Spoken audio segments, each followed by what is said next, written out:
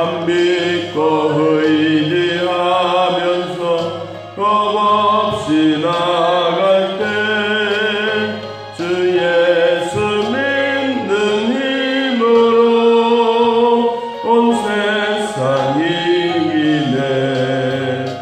믿음이 이기네. 믿음이 이기네. 주 예수 믿음이 온 세상 이기네. 끝까지 이긴 자에게 흰 옷을 입히고 또 영생 복을 주시니 참 기쁜 일일세. 이 어두운 세상 지나서 저 천성각으로 주 예수 믿는 힘으로 온 세상 이기네. 믿음이 이기네. 믿음이 이기네. 주 예수를 믿음이 온 세상 이기네. 아멘. 마가복음 14장, 마가복음 16장 14절, 마가복음 16장 14절.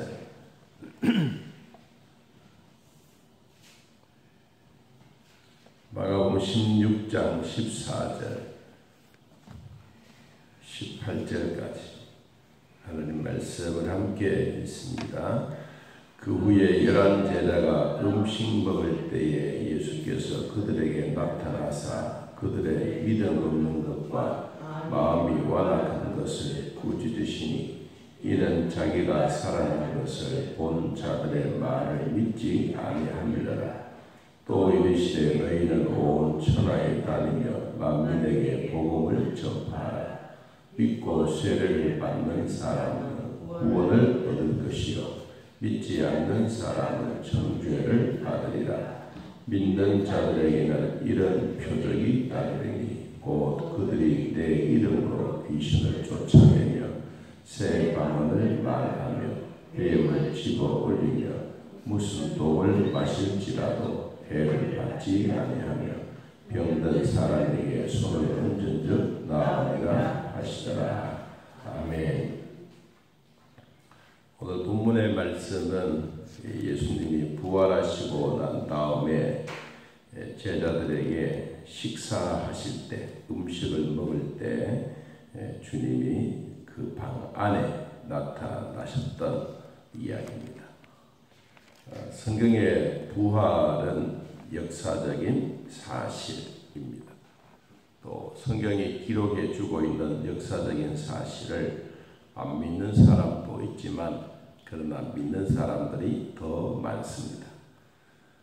예수님이 부활하시고 난 다음에 제자들도 정말로 그 일이 사실인가? 그게 이들에게는 참 마음에 답답함이 있었는데 막달라 마리아와 마리아가 예수님의 무덤에 가서 그리고 이 향유를 발라주기 위해서 갔는데 거기에 들어가니까 예수님의 시체가 없어졌습니다.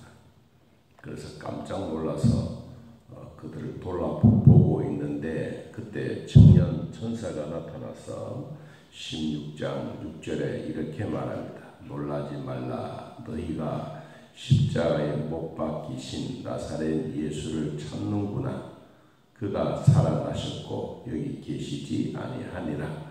보라, 그를 두었던 곳이니라. 그래서 이 여인들이 깜짝 놀라서 돌아보아도 시체는 없고 예수님이 부활하심에 대한 이야기가 계속 전달되어지고 있습니다. 그래서 동네로 뛰어가서 베드로와 제자들에게 알리고 또 제자들은 이것이 사실인지 또 무덤으로 가까이 뛰어와서 확인해 보니 주님은 부활하셨습니다. 그리고 이제 시간이 조금 지나고 보통 11일이 부활하고 난 다음에 이 땅에 계셨는데 그 11 제자에게도 나타나고 또 이 제자들이 있는 곳곳마다 예수님이 나타나서 이야기를 했는데도 불구하고 거기에 빠져있는 제자들에게는 그 이야기가 믿겨지지 않았던 일도 있습니다. 요한복음 20장 26절 말씀을 보니까 도마가 빠졌던 그 자리에 예수님이 부활하셨다라고 하는 제일 처음에 나타났는데 이 도마가 그 자리에 없으니까 뭐라고 그랬어요? 다른 사람들은 다 믿고 부활하신 주님을 보았는데도 불구하고 도마는 믿지 못했어요. 너희들은 나를 놀리는구만. 너희들은 예수님의 부활을 가지고 나를 왕따 시키는구만. 그렇게만 생각하고 있을 때 예수님이 도마와 함께 있을 때 나타나서 나를 보고 믿는 자보다 보지 않고 믿는 자가 더 복되도다. 그 말씀을 도마가 듣고 그랬습니다. 주는 하나님이시오. 당신은 하나님입니다. 그렇게 고백하고 구주로 확실하게 믿음이 생겨집니다. 자, 오늘 마가복음 16장 14절 말씀에 그 후에 11 제자가 음식 먹을 때 11 제자가 음식 먹을 때 아마 저녁이 아니겠나라고 생각합니다. 저녁 때 식사하고 있는 그 시간에 예수님이 그들에게 예고도 없이 더 나타났습니다. 그리고 그들에게 식사하고 있는 이들을 향하여 주님이 두 가지로 꾸짖었습니다. 뭐를 꾸짖었냐? 첫째, 믿음이 없는 것을 꾸짖었습니다. 믿음이라고 하는 것은 눈으로 보고도 믿지 못하는 그런 이야기죠. 제자들이 예수님의 부활에 대하여 확신이 없고 그리고 정말로 살아나셨는지에 대한 이런 걱정과 근심을 하고 있는 이때 예수님은 그들에게 나타나서 봐라, 옆구리를 만져보라, 손바닥을 만져보라, 내가 부활하신 그리스도다. 음성은 변함이 없는 것을 보고 이들이 아유 주여 당신은 살아나셨습니다 라고 고백하는 그 믿음이 없는 이것을 주님이 말씀하셨고, 두 번째는 마음이 완악한 것을 꾸짖었다. 마음이 완악하다. 여기 마음이 완악하다라고 하는 완악이라고 하는 이 단어는 억세게 고집스럽고 모질게 반대하는, 나는 눈으로 확실하게 보지 못했고 나는 손으로 만져보지도 못했고 그리고 나는 그분의 음성도 들어보지 못했다. 그래서 나는 예수님의 부활에 대해서 믿지 못하겠다. 아마 이 완악한 마음을 가지고 있는 이것을 예수님은 꾸짖었습니다. 그것만 아니라 돌처럼 굳어져 있고 화인 맞은 양심처럼 암덩어리처럼 예수님의 부활에 대하여 믿음으로 마음으로는 믿어야 되는데 믿어지지 아니하는 그런 상태적인 사실을 가지고 완악하다라고 이야기를 합니다. 또 영적인 해석 가운데 하나는 확실한 증거를 거절하는 마음이 굳은 사람, 이런 사람을 완악한 사람이라고 합니다.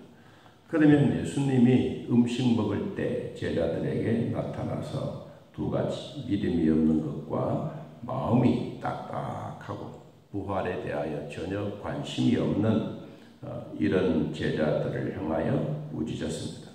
이는 자기가 살아난 것을 본 자들의 말을 믿지 아니함이니라. 그러니까 예수님이 얼마나 답답하겠어요. 오늘날 우리들에게도 부활에 대한 믿음이 없으면 십자가에 대한 능력도 하나님의 말씀에 대한 권세도 우리 마음에 와닿지 않습니다. 항상 우리는 하나님의 은혜를 받았습니다 라고 하는 분들은 가슴으로 그 말씀이 믿어지는 사람이 하나님의 은혜를 받는 사람이고, 그렇지 않는 분들은 늘 마음으로 뱅뱅 도는데 이게 맞나 틀리나 마음에 늘 그 걱정만 하고 있는 사람들입니다. 오늘 우리들이 예배하고 감사할 때 예수 그리스도의 부활의 은혜가 우리 마음속에 확신이 있기를 주님의 이름으로 축복합니다. 자, 그리고 예수님이 말씀을 하셨어요. 어떤 말씀을 하셨느냐? 15절에 너희는 온 천하를 다니며 만민에게 복음을 전파해라. 이 전파라고 하는 이 단어는 어느 곳에 가더라도 주님의 복음을 이야기를 해라. 주님의 복음을 이야기하는 이 일이 너희들의 할 일이다. 제자들에게 맡겨주셨던 그 할 일, 만민에게 복음을 전파하라. 그리고 16절, 믿고 세례를 받는 사람은 구원을 얻을 것이지만 믿지 않는 사람들은 이미 정죄를 받았다. 정죄는 죄의 판결을 이미 확정받았다. 믿지 않는 사람들은 우리가 유기라는 단어를 씁니다. 버림을 받았다. 아무리 우리는 유기된 사람인지 선택된 사람인지 우리는 잘 모릅니다. 그래서 우리는 끝까지 주의 복음을 전하는 것이 우리의 사명입니다. 어떤 분들은 A라는 사람을 두고 계속해서 전도하고 또 물질도 나누고 마음도 나누고 전화도 자주 하는데 그 사람을 통해서는 교회는 오지 않는데 엉뚱한 사람을 통해서 손에 잡혀서 교회 오면 야 나는 너하고 그렇게 이야기할 때 나하고 오지 않더니만은 너는 왜 그 사람하고 왔느냐 아마 그런 얘기도 한단 말이죠. 여러분 사람은 아무도 알 수 없습니다. 내가 전해놓은 그 생명의 씨앗은 반드시 자라나게 됩니다. 언제 자라느냐? 어떤 사람은 씨앗일 때 교회에 찾아온 사람들이 또 있고 어떤 사람들은 싹이 났을 때 찾아온 사람도 있고 어떤 사람들은 이미 과일이 다 맺어 떨어질 직전에 찾아온 사람들도 있습니다. 그렇기 때문에 우리는 이 말씀을 내 마음에 명심해야 합니다. 믿고 세례받는 사람은 구원을 얻었다. 그러나 믿지 않는 사람은 정죄를 받는다. 우리는 누가 정죄를 받는지 이마에 써놓고 다니는 사람이 아무도 없기 때문에 우리는 복음을 누구에게나 전달하는 것입니다. 자, 17절 믿는 사람들에게 나타나는 5가지의 특징이라고 할까? 믿는 사람들에게 나타나시는 하나님의 능력 5가지가 나오고 있습니다. 자, 첫째가 뭐냐 하니까 표적이 따르니 곧 그들이 내 이름으로 귀신을 쫓아내며 지금 우리 시대 때에는 이런 귀신에 대한 얘기는 하기는 하지만 옛날처럼 막 귀신에 대한 그런 모습들이 많이 사라졌습니다. 아마 우리가 신앙생활할 때 어릴 때만 하더라도 막 노래를 하다가도 귀신 나타났다 그러면 막 도망가고 그랬는데 요사이는 그런 것들을 찾아보기도 어렵습니다. 그만큼 우리의 시대적인 상황 속에서 보면 영적으로 세상을 지배하고 있다는 사실입니다. 내 이름으로 귀신들이 떠나가고 두 번째 새 방언을 말하고 기도의 열심 하나님 나라의 기쁨 이런 자들에게 주어진 방언의 복입니다. 세 번째 뱀을 집어 올리며 독사 같은 독이 있고 오늘날 우리 시대 때에도 이런 뱀을 집어 올려야 되는 이런 일들도 많습니다.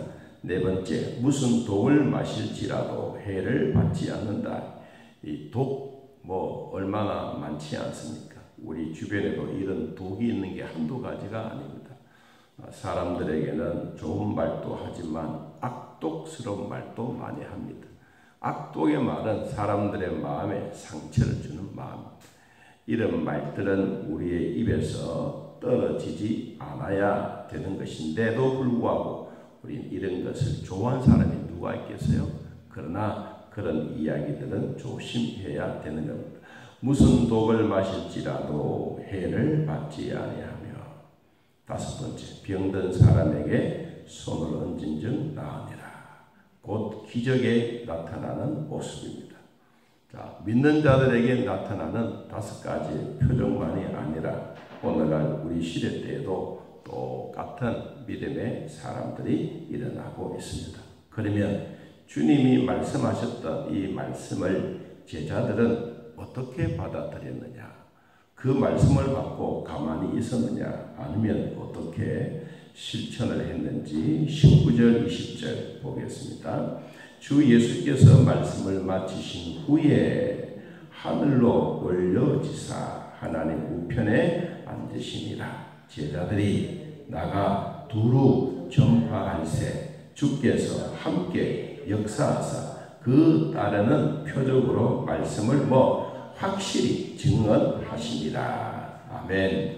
제자들은 주님이 부활하시고 승천하신 후에 가만히 있는 것이 아니라 둘씩 짝을 지어 가서 복음을 전하고 복음을 전했던 그 자리에 기적과 표적이 일어나고 안전병이가 일어나고 새로운 역사가 일어나니까 이들의 마음에 확신이 생겼습니다. 무슨 마음의 확신이냐?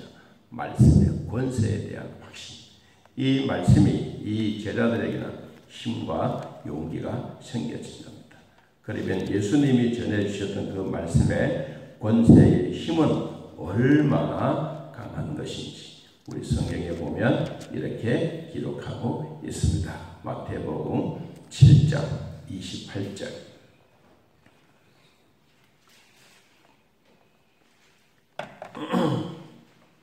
마태복음 7장 28절 29절.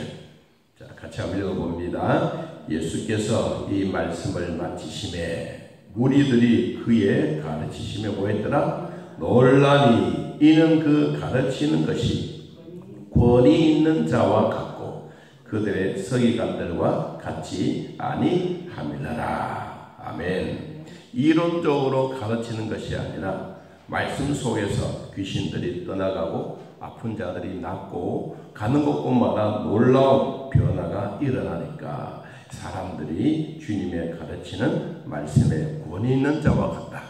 말씀의 권세가 함께 일어나고 있는 것이다.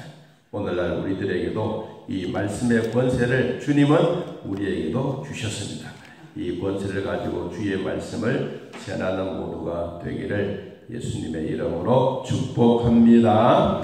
하나님 아버지, 오늘 또 12제자들을 부르시고 더러운 귀신들을 쫓아내며 모든 병과 모든 약한 것을 고치는 권능을 제자들에게 주신 것처럼 오늘날 예수 믿고 구원받은 하나님의 자녀들에게 이 권세와 권능을 주셨습니다. 말씀의 권세도 주시고 권능의 힘도 우리에게 주셨으니 주여 가는 곳곳마다 하나님의 말씀을 전파할 때마다 놀라운 변화와 놀라운 능력이 나타나게 하옵소서.